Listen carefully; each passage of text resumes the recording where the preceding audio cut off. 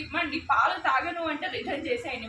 మేము పిల్లల్ని మైండ్ లో పెట్టుకొని ఒక మంచి ప్రోడక్ట్ అయితే ఇంట్రడ్యూస్ చేసాము. పిల్లలు పాలు తాగని చాలా మారం చేస్తారు. సో మీరు హార్లిక్స్, బార్న్విటా ఇస్తూ ఉంటారు, బట్ వాటిలో క్యాలరీస్ తప్ప ఎటువంటి న్యూట్రిషన్ అనేది ఉండదు. హైట్ అవుతారు, ఎనర్జీ బూస్ట్ అవుతుంది, అదంతా అబద్ధం.